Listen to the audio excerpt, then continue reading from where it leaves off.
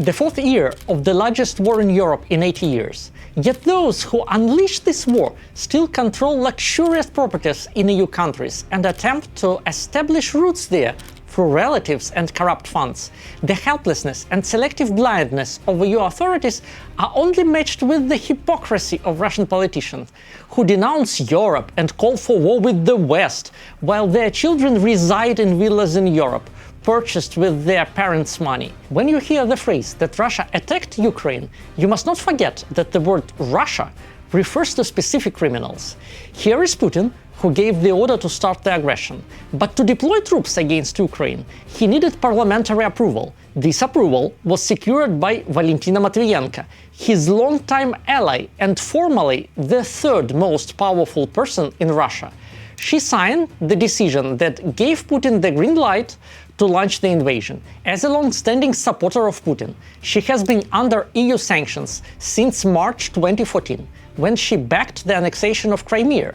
But the Ukrainian peninsula did not satisfy the dictator's ambitions, and he used it as a springboard for the 2022 invasion of Ukraine. Naturally, as a Putin loyalist, Valentina Matvienko vocally condemns the EU. But with Putin's elites, there is a crucial rule.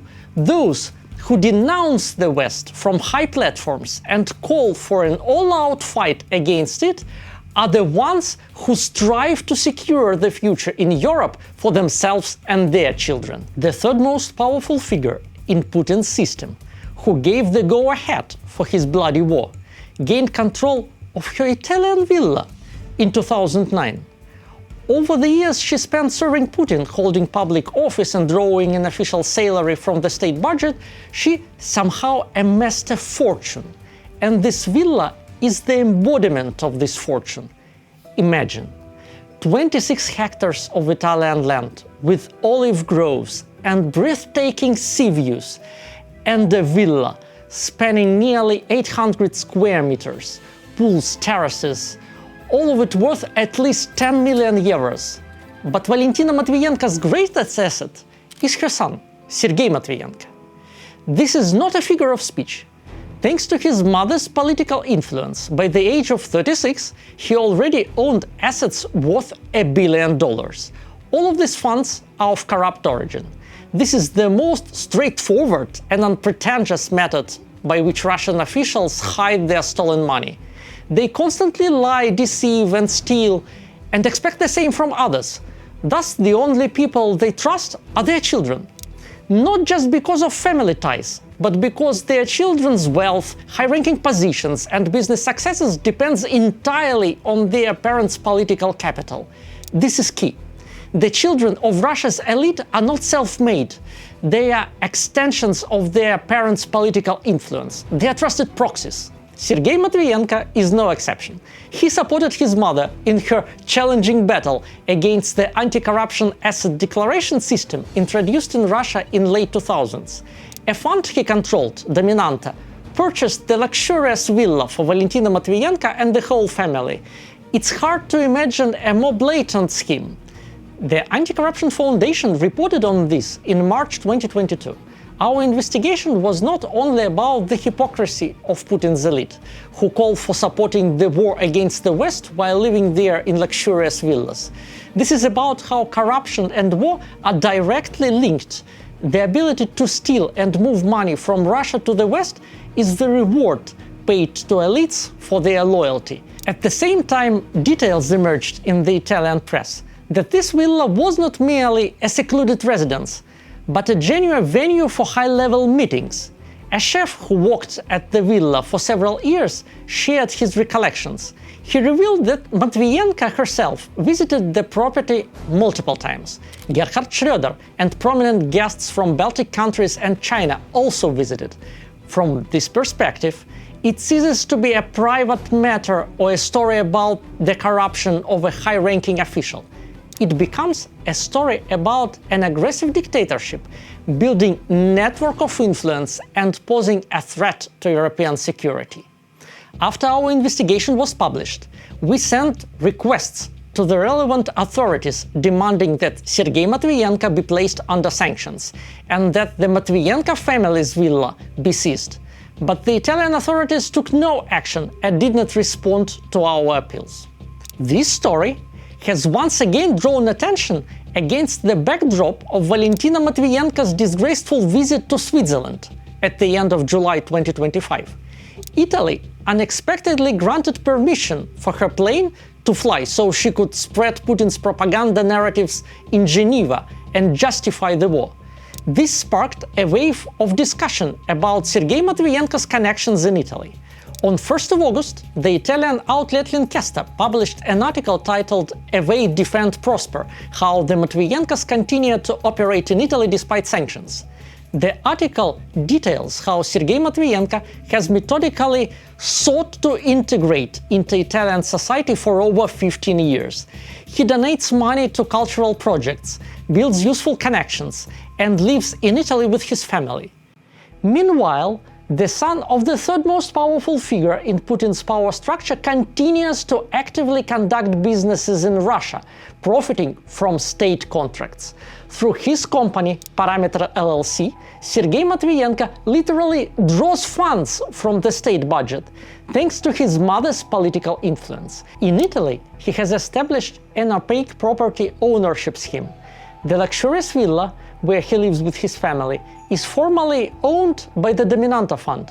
This is the very fund that purchased the villa for Valentina Matvienko in 2009 to conceal it from anti-corruption declarations.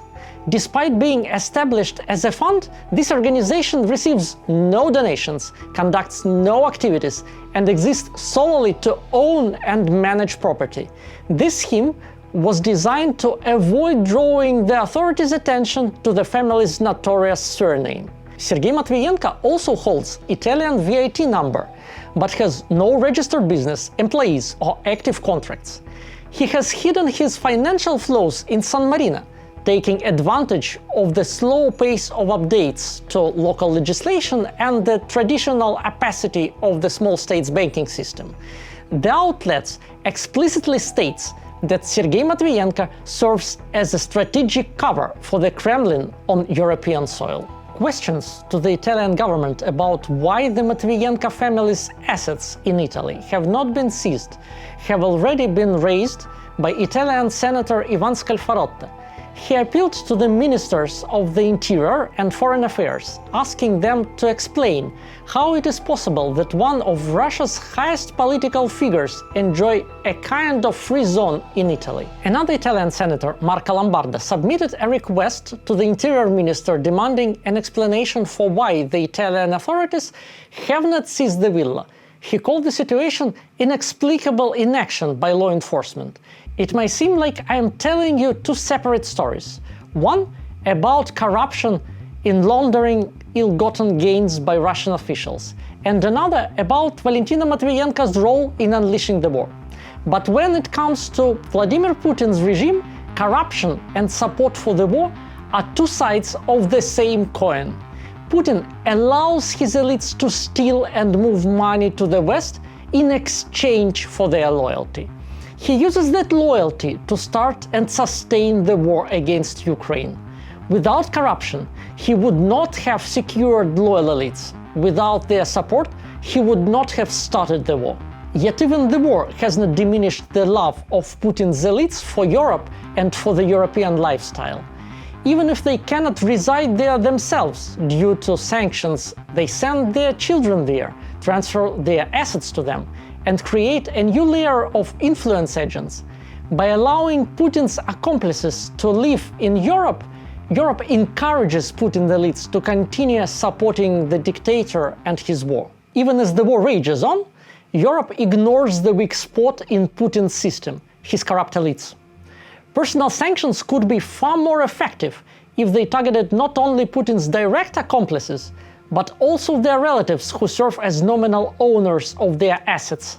How much longer can we ignore the fact that money stolen by sanctioned individuals in Russia is transformed into villas owned by their 5-year-old children in Spain, or a luxurious lifestyle in Italy funded by their parents' position?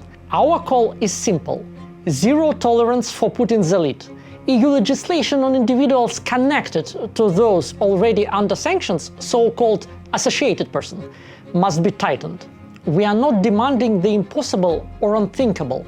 Sergey Matvienko is already under sanctions in the United States, Canada, and even Japan. Yet the EU and Italian authorities still suffer from selective blindness when it comes to the corrupt funds of Putin's elite. Let's demand that the gates to Europe be closed to Putin's elite. The EU must not encourage loyalty to a dictator or support for war. Subscribe to our channel. Here we speak the truth.